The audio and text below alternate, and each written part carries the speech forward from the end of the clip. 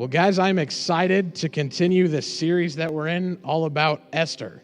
You see, and what I love about Esther is it's one of those, it's a book in the Bible that it never mentions the name of God. And I find that interesting, right? Like, I didn't grow up a Christian. Okay, a lot of us know that, and I'm going to share a part of that story this morning. But what I find interesting is how do you become a book of the Bible without ever mentioning the name of God? And I'll tell you, I found the answer. It's that you see God's fingerprints, you see God's hand all over the story of Esther. So even though it never mentions the name of God, you see that God is continuously at work in this story. You know what I find funny is that we read about that, but then so often I think as Christians what we end up doing is we say that God worked in the scriptures, God had his hand all over their story, but we almost miss what God is doing in our lives. That's why I wanted to pray for revival, that it starts in us. And you see that God has his hand on your story this morning.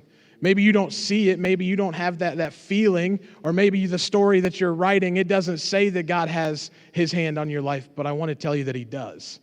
You see, I'm a living example of that, because if you know my story, part of it is that I didn't grow up a Christian. I didn't grow up in a family that went to church on Sunday morning, but I'm here today as a testimony to the work of God in a life. And this morning I'm here to tell you that there were situations in my life, when I was a kid, obviously I didn't get to choose where we lived. We were in our previous church in Montezuma, that's where I claim to fame as home. But really, it started as a young boy. I was in a smaller town than Montezuma, like almost 3 times the size smaller than Woodward or Granger. It was called Deep River. In this small town, I don't even know why Ethan just wooed that. But this small town, that was the most excitement that town's seen in years. And it was Ethan wooing.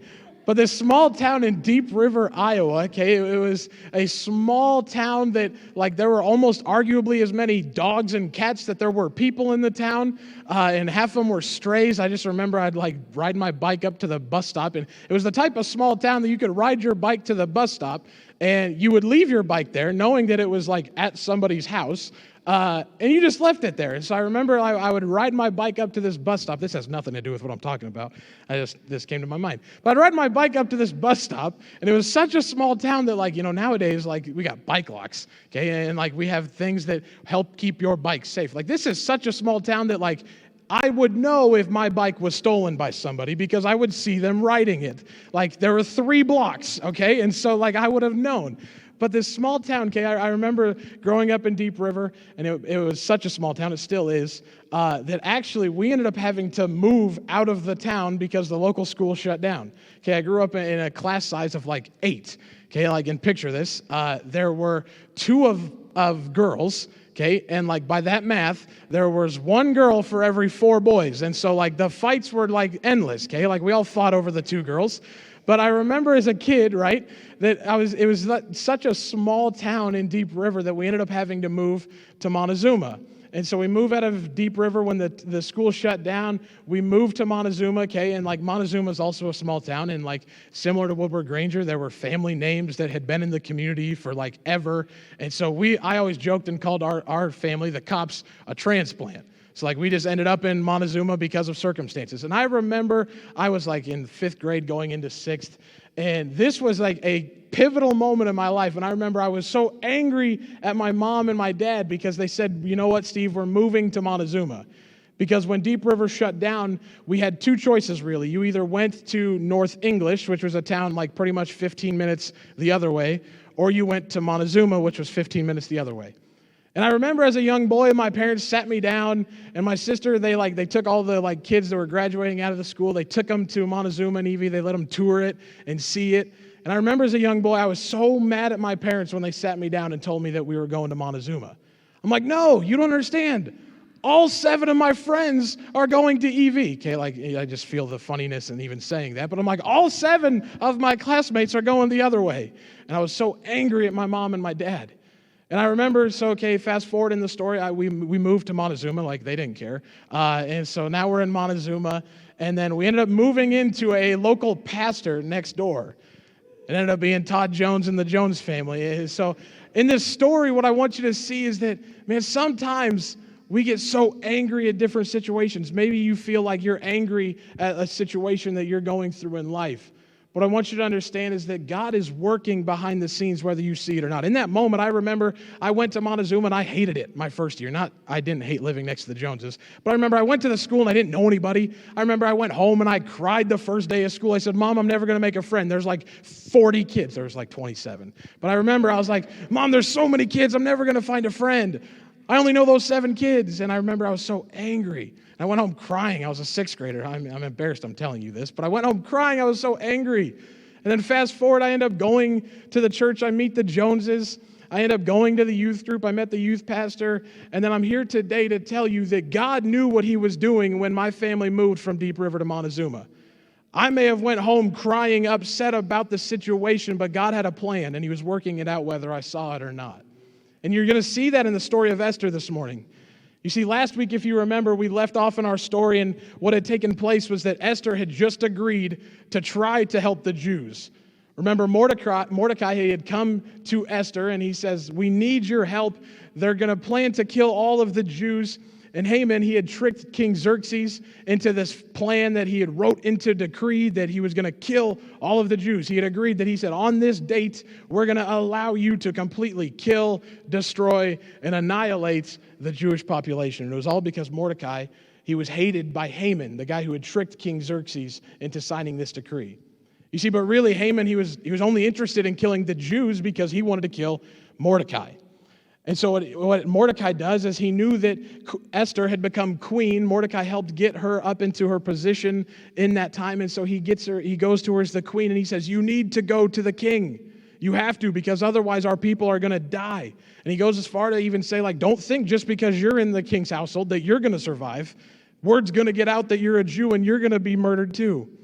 And you see what Esther does is, I think that, like we talked about this last week, but Esther agrees and she says, before I go before the king, we need to fast and pray. And we learned about the power of fasting last week, okay? And we talked about that as a church. And what I'm excited about is that as we as a body of believers, we're going to do the same. We're going to go before the people in our community. We're going to go before the situations that are represented here as a body. And we're going to say, God, I'm going to sacrifice in order to hear from you. God, I'm going to set apart something in my life. And we talked about how it's important to have that be something with food. But what we're going to do is we're going to say, God, I'm going to give this up in order to see you move. And I believe this, that as a body of believers, when we say, God, we're going to fast and we're going to set apart for God, that we're going to see the best season of ministry here at Stonebridge.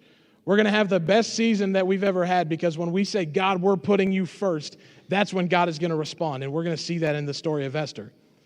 That when we say God as a church, as Stonebridge, we're going to see God's favor show up like never before in our church. And I'm praying for that. I believe that. And as we do that and we're going to fast as a body, we're going to see that. So in this story, what ends up happening is they fast.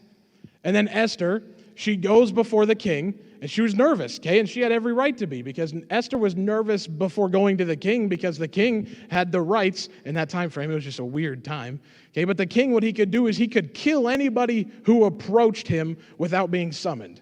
And so even as queen, Esther was scared to go before the king.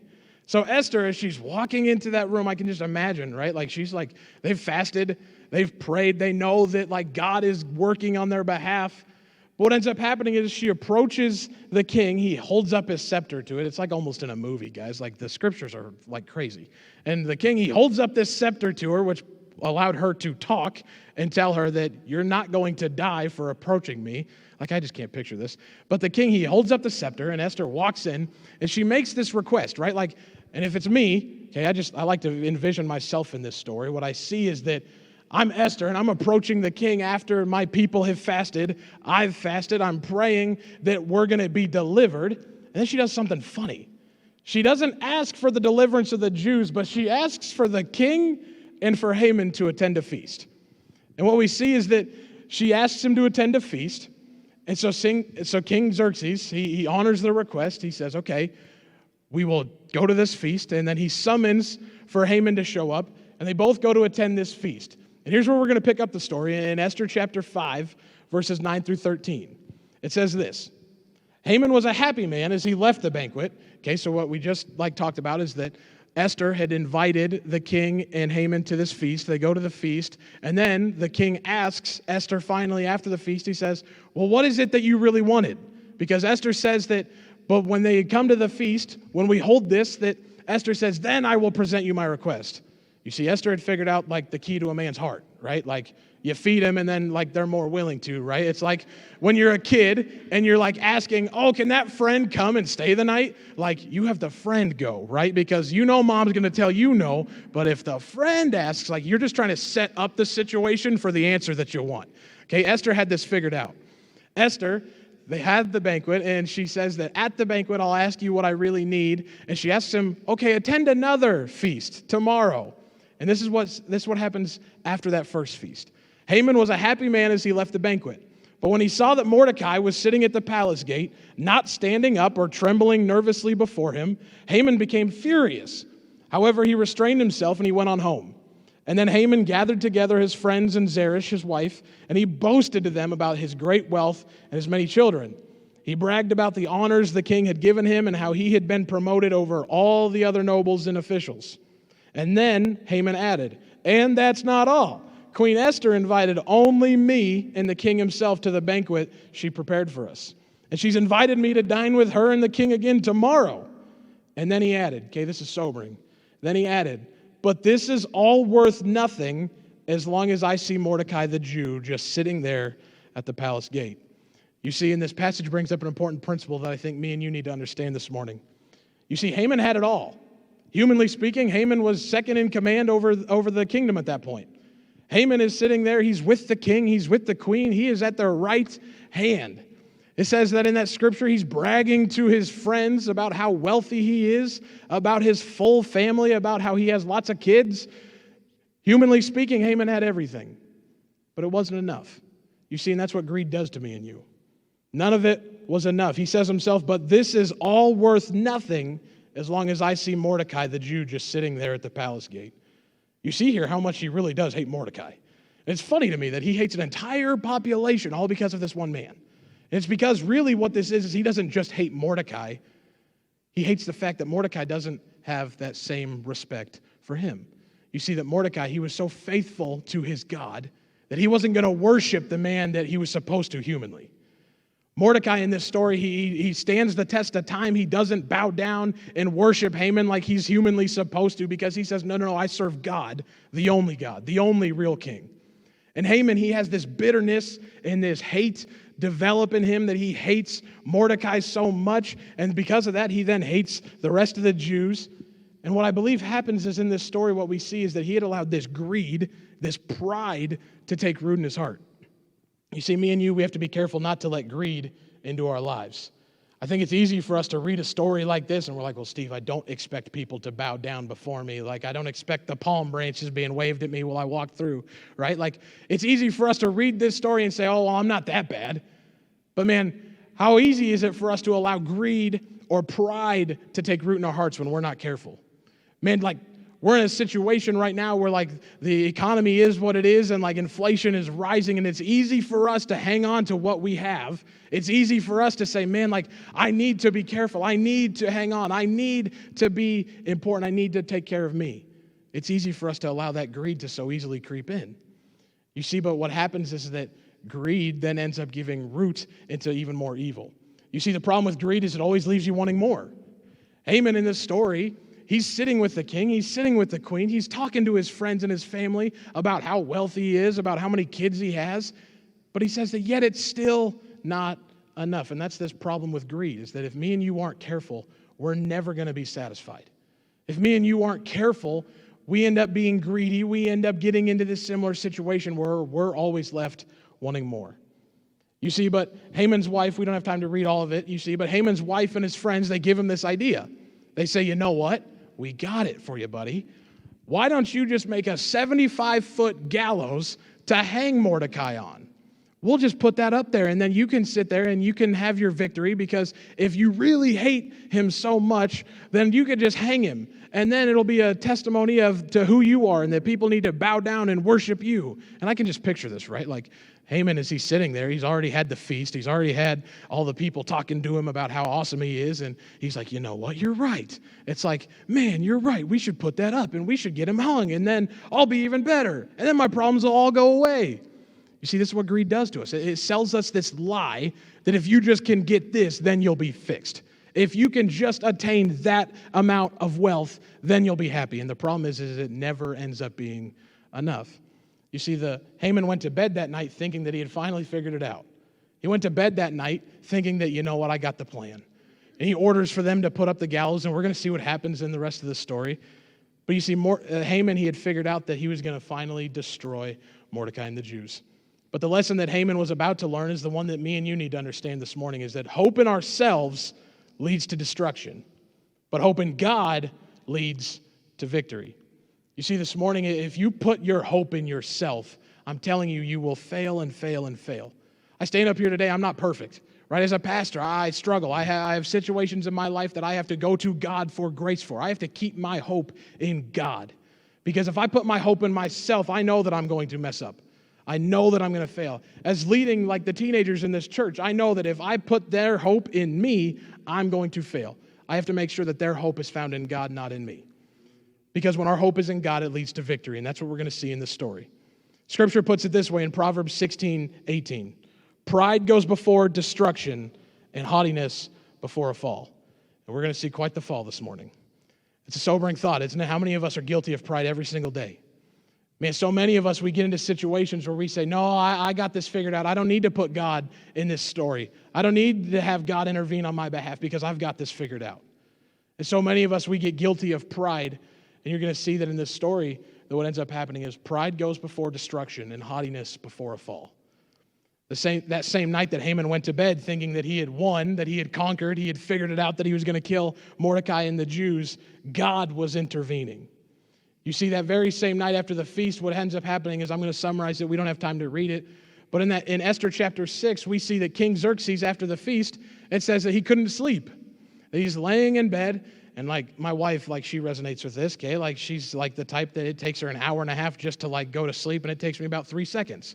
And so what ends up happening is in Esther chapter 6, King Xerxes, he's after this feast, and he says that, you know what, I can't sleep. And so he actually calls for one of his officials to read from the book of memorable deeds so that he will sleep well, right? Like, that's desperate, okay? If you can't sleep and you have to summon somebody to come and read from the book of memorable deeds in order to get you to fall asleep, then like you're struggling with sleeping. And so King Xerxes, he summons this official. They start reading it to him. And what ends up happening is they read a section in which Mordecai, he had warned the king, King Xerxes, earlier, and it was written in this book of memorable deeds. Mordecai had warned the king about 2 of his own officials that were plotting to take him out. They were plotting to take over his throne. And then the king asks this question. He says, well, then what was done for Mordecai? And the official has to read and say, well, king, you didn't do anything about it. And so then king, I mean, like, I can't picture that, right? Like, you're probably terrified as the official here. Like, oh, sorry, king, I know that you can kill people just for talking to you when they're not summoned. You didn't do anything for this guy. I'd be terrified. And you see that Haman, then what ends up happening is the king, he goes and he summons for Haman, and Haman shows up and he asks Haman, he says, hey, what do I need to do in order to honor a person? What should the king do if he wants to honor somebody? And Haman, he goes on this like crazy list, okay, and we're going to read through it. He says that you need to get royal robes that the king has worn. He says you need to put these royal robes onto the person that you want to honor. It was a Jewish custom. It was weird, okay? Put the royal robes on that the king has worn. You should put them on a horse that the king has ridden on. And you should let the person ride on your own very horse that you have ridden on. And then lastly, you should put a royal crown on their head. You see, Haman, he's going through this list thinking that Haman was the one who was going to be honored. He's telling the king, oh, if you want to honor somebody, here's what you should do. Get me your royal robes. You can almost hear it. He says, get me the royal robes. Get me the horse. Put a crown on my head. And you see what happens is that Haman, he's listing these things to the king. And then the king says, oh, great. That sounds perfect. Now go do that for Mordecai. Right? Like, talk about like this like whole flip of a situation. Haman, he's sitting there and he's saying, oh man, we're going to get Mordecai hanged tonight. I'm going to be on a royal horse with the royal robes and the crown. And he goes and he's then told, now you need to go and do all of that for the guy that you hate. And so Haman, he's forced to go and he's give these honors to Mordecai. And what I need you to see here is that Mordecai was honored when he was supposed to be hanged.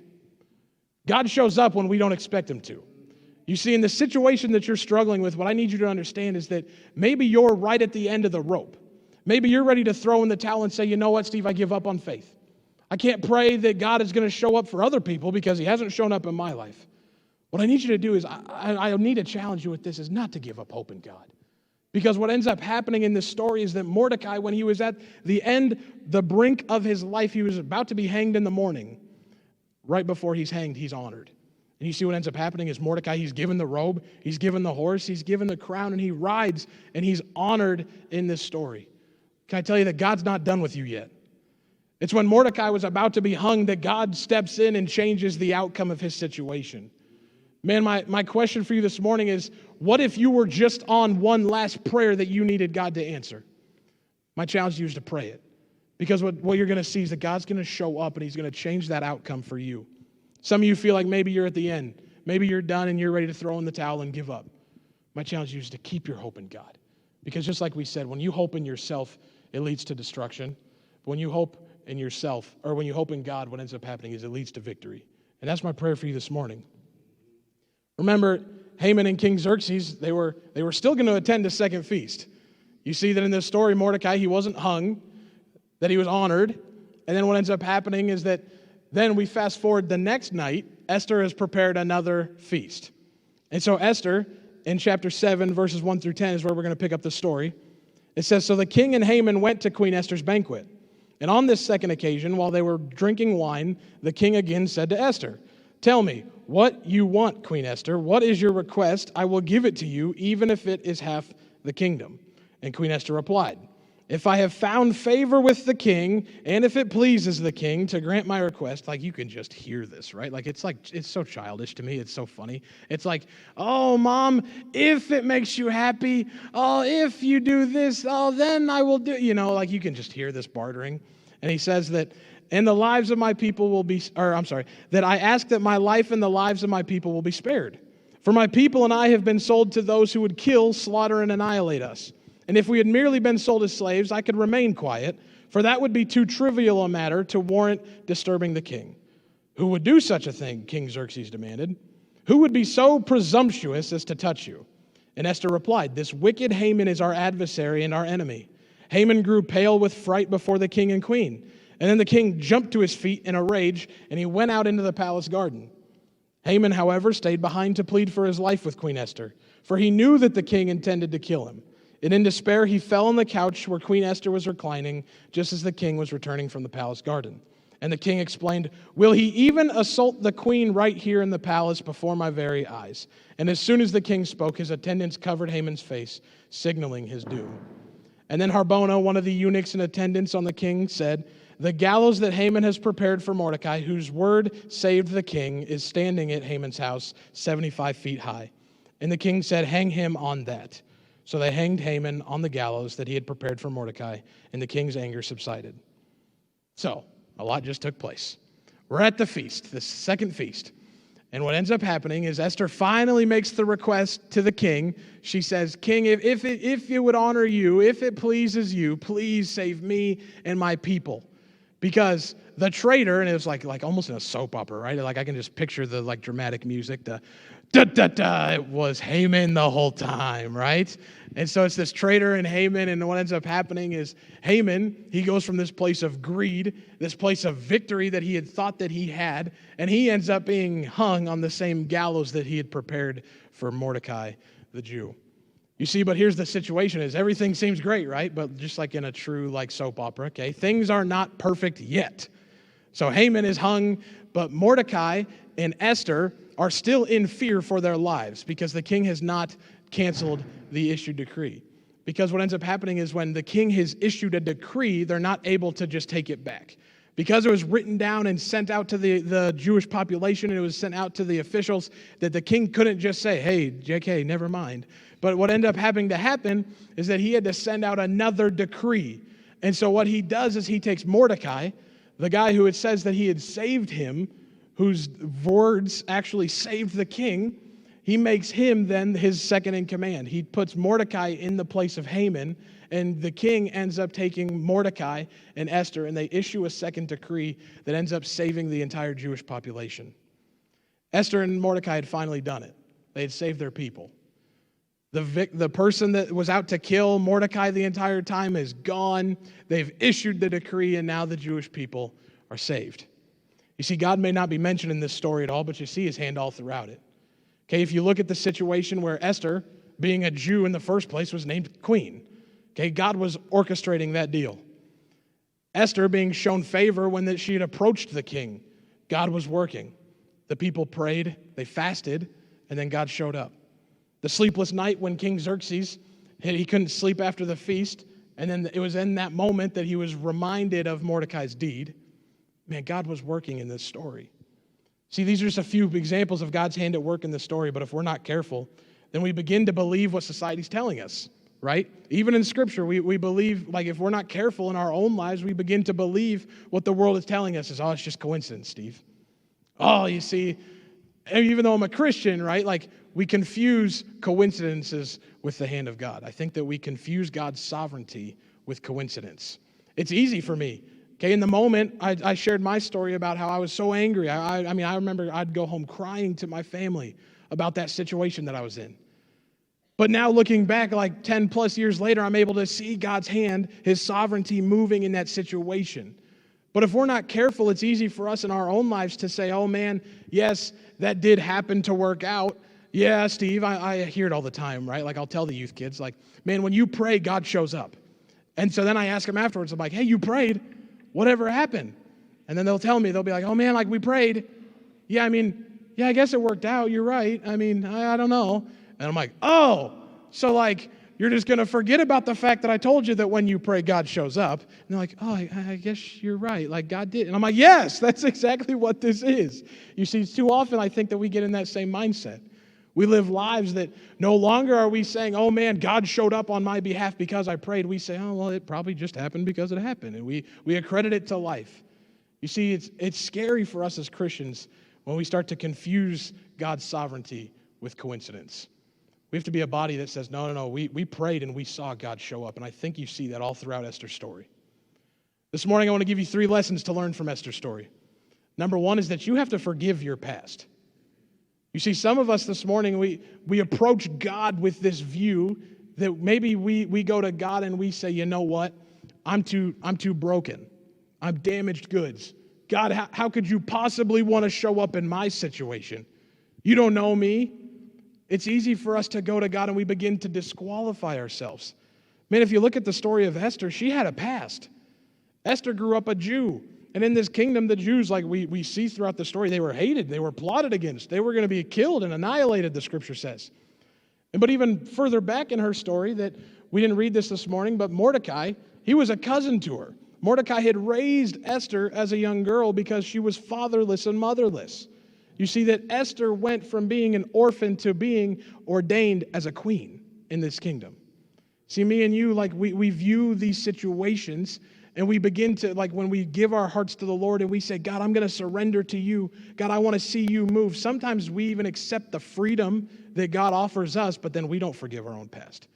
Maybe it's easy for me to stand up here and tell you that God has forgiven you in the things that you've done, but then it's harder for you to actually live it out and believe it. Maybe you do believe that God's forgiven you, but you haven't forgiven yourself. I think that some of us, if we want to really see the hand of God move in a situation, that we have to forgive ourselves of our past. Maybe you're sitting here this morning and you feel that you're trapped by the pain, that there's something that took place in your life that you just can't outlive. You got pain that's hurt you, it's wounded you, and it's something that's defined you maybe as a person. And then maybe you even say, God, you've forgiven me, but you haven't forgiven yourself for it. Or some of us, okay, like I think I'm speaking to the guys here this morning, that some of us like to ignore that pain and the situations that we deal with and the situations that we've been maybe brought up in. We like to push that to the side and we try to ignore it and act like it's not there because we don't want to feel. We don't want to have to deal with the feelings that come with that pain. And the problem is that if we don't acknowledge those feelings, if we don't acknowledge the pain, then how is God ever going to forgive us of it? If me and you can't move forward in our relationship with freedom and grace that God has offered us, then how are we ever going to extend that to other people? You see this morning that you have to forgive your past. Secondly, I think some of us need to take action in the present. In this story, what we see is that Mordecai and Esther, all in the middle of this, when God is never mentioned, they're taking action to save the Jews. In this story, what they do is they don't sit around and say, you know what, like, I laugh because, like, Todd talked about the power in fasting and prayer in the story, and what we see is they don't just stop there. You know, some of us, I think it's easy for us as Christians that we say, you know what, I'm just going to sit in my Christian lazy boy, and I'm going to pray, and I'm going to fast, and I'm just going to wait for God to drop the $1 million in my lap. And the problem this morning is that none of us are taking action when we do that. This morning, that some of us need to step out of that prayer closet and into the streets and seeing God move in situations. I think it was Mark Batterson put it this way. He says that we need to pray as if it depends on God and work as if it depends on us. And this morning, I think that some of us in the situations that you're dealing with, maybe you've been forgiven, maybe you've even forgiven yourself of your past, but you're not taking action in the present. You see, it's not just enough for us to show up on a Sunday morning and a Wednesday night and just call ourselves the church. You see, this morning, what the church exists to do is bridge the gaps with heaven and into our community. And so this morning, what we need to do is we need to take action in the present. You see, I look at this story in Esther. She fasted, she prayed, and then she goes before the king, right? She didn't just stop at praying and fasting. She did what she was supposed to do. She went before the king. Mordecai, he warned the king in the first place that those two officials were trying to take out the king, and they were planning to harm him, and he wanted to take the position. Mordecai, he took action about it. He warned the king. He did his due diligence. And then Esther and Mordecai still had to write that new decree. You see that all throughout this story, it's littered with people taking action on behalf of the faith that they have. And this morning, I want to dream, and I want to have a vision of, man, what would Stonebridge look like in 6 months if we said, hey, we're not going to stop with just praying and fasting after those 21 days. What's it going to look like when we say, man, those 21 days of prayer and fasting are going to transform us and move us into action? You see, this morning, I think that we're going to see testimony after testimony after testimony is when we say, God, I'm going to work as if it depends on me, and I'm going to pray as if it depends on you. Man, what about that family member that you're like, Steve, there's no way they'd ever come to church? Or maybe it's that colleague at work that you're like, oh man, Steve, you don't understand this situation. You're right, I don't. But I know that God wants to work on your behalf. And so this morning, I don't know what situation it is you're facing, but I know that if you take action, if you've been forgiven of your past, if you say, Steve, I know that God wants me, He loves me, and He wants the people next to me. He loves them. If you take action with that, you're going to see God show up in your circumstance. And our last thing this morning, our third lesson that we can learn, the worship team's going to come on up, is to trust God with the future. You see that it's easy for us to be forgiven. I think it's a second step for us to take action in the present. But then it's a third thing to trust God with the outcome. You see that we talked about this, that Queen Esther, when she went before the king, she still had to trust that he was going to hold up that scepter. When she had to go and approach King Xerxes, he had, in like the Jewish custom, he had the rights to kill her in that moment because she had approached him and he didn't summon her. You see, some of us, we have to have that same type of faith where we say, God, I'm going to trust you with the future. Some of us are good at maybe taking action that we get too good at that and we eliminate God from the equation. You see, some of us, I think that we say, you know what, I'm going to grind and I'm going to do whatever I have to do in order to take care of the situations that I'm dealing with. And some of us, what we end up missing out on is seeing God intervene on our behalf. That some of us, we work so hard and we say, no, I've got this. I don't need you, God. That then we end up missing out on the blessings and the favor that come with it. You see, my challenge to you this morning is that you need to trust God with your future. Those circumstances and those situations that you're about to go home to, they're still going to be there when you get back. But what we're going to say is that right now this morning, we're going to say, God, I surrender to you. God, I'm forgiven of what I've done. I'm going to take action in it. But God, I'm trusting you with the results. You see, because me and you, we're not the writers of our own story. You see, God has written the story of your life and He has a plan and a purpose for you. And I believe that when we surrender and say, God, you're enough, that's when we see God move. You see, it would have been easy for Mordecai to give up when he had alerted the king of that situation and then the king did nothing. We don't know. We don't have a timeline of how long it was from when Mordecai had actually told the king about the situation to when the king had honored him. But in that story, we see God showed up. It would have been easy for Mordecai during that situation to say, you know what, I'm done. I did this. God, where are you? Some of us, maybe we've been doing the right thing. And maybe we've been trying to do all the right things. Maybe you've been praying. Maybe you've been reading your scripture. Maybe you've been telling your friends about the Bible and about God, but things don't look like they're changing. Can I challenge you not to give up? Because you don't know when God's going to show up in that moment. It would have been easy for Esther to give up all throughout the story. She could have abandoned her Jews and said, you know what, no, I'm the queen, I'll be fine. Good luck, Mordecai. But she didn't. She trusted God with the outcome. You see, this morning, we're going to sing this song called Waymaker. We're going to sing the chorus of it. And I love what it says, that even when I don't see it, you're moving. Even when I don't feel it, you're moving. I mean, some of us, that's a testimony to where we're at right now. I think that some of us need to declare right now that God, even though I don't see it, even though I don't feel you moving, maybe you don't feel God's presence in your life, but right now you know that He is. You need to declare that He's going to move, and you're going to trust Him with the outcome. You see, during this song, I didn't even talk to our prayer team, but we're going to have our prayer team throughout the gym. If you want to receive prayer, I'll be up front. I'll stand up here. Because what I believe is that you're going to take action this morning. Some of us, you need to take that step of faith and say, no, I need to go and talk to somebody. I need to receive prayer about that. Some of you, maybe you need to take that step in action. And maybe that step of action is that you need to forgive yourself. But we're going to have our prayer team throughout the gym, and we're going to be available for prayer, because some of us, I think, need to go to God and have Him trusted with the outcome. All across this place, would you bow your heads and pray with me?